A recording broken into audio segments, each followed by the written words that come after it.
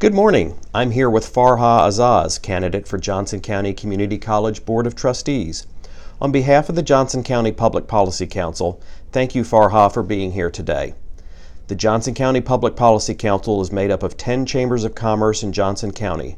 Our goal is to provide information about public policy issues impacting area businesses.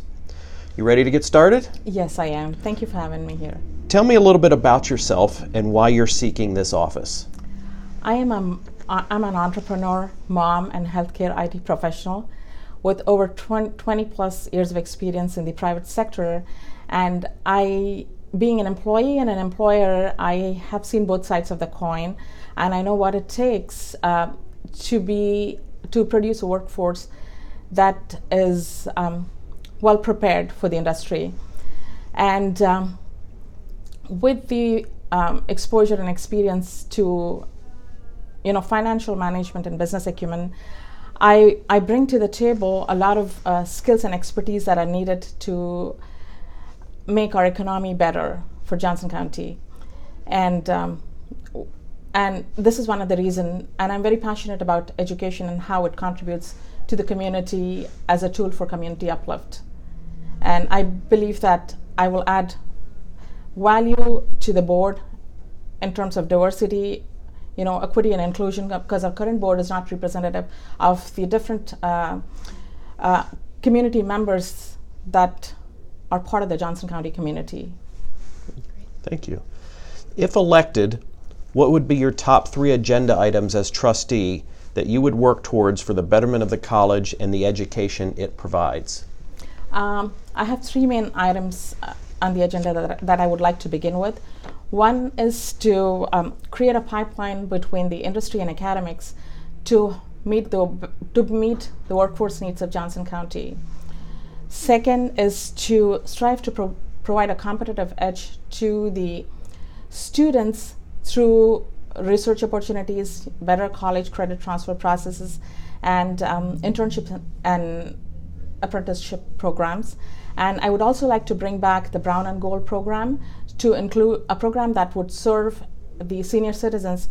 I would like to include them, although the age for Johnson County Community College is from 20 to 24 years. I would also like to include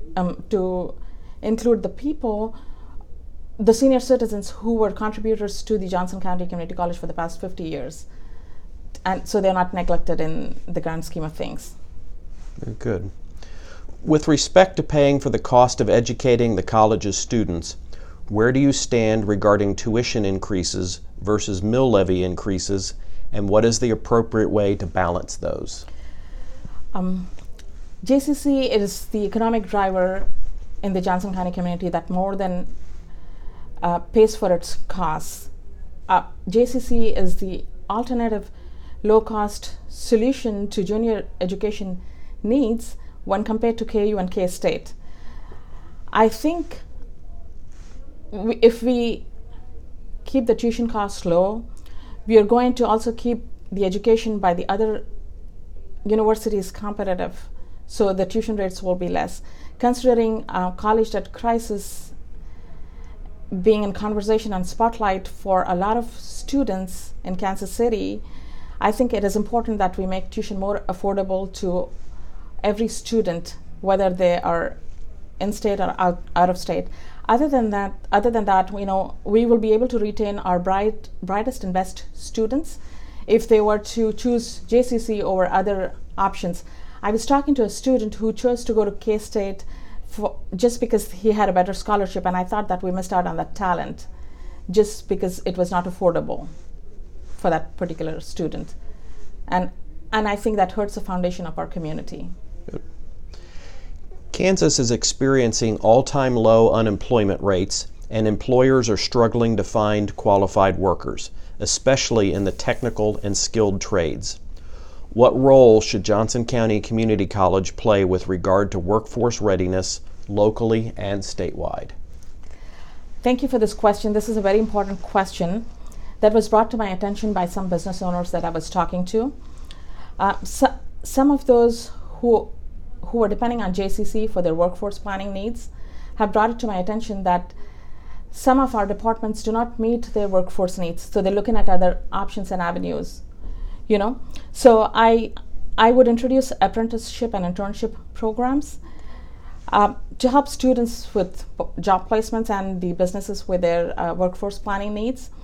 I would introduce research opportunities to the students so they stay competitive for job placement within and outside the state. And I would also ensure that our curriculum is in par with the industry standards and trends through collaborative processes with the private sector.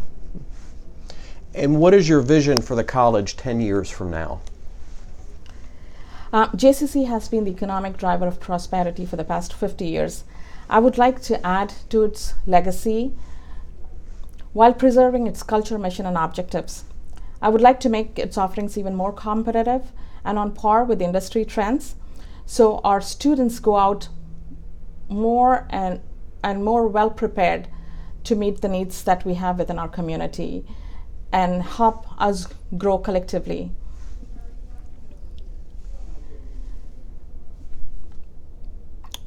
So as a business owner, we all know that it is 10 times more expensive to recruit than it is to retain.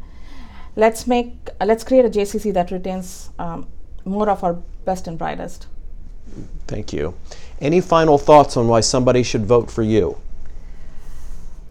Along with the business, financial, and management acumen, I also bring to the table values of hard work, compassion, equity and inclusion, and a balance to the Board of Trustees at JCC. We all know that it is not representative of all walks of life.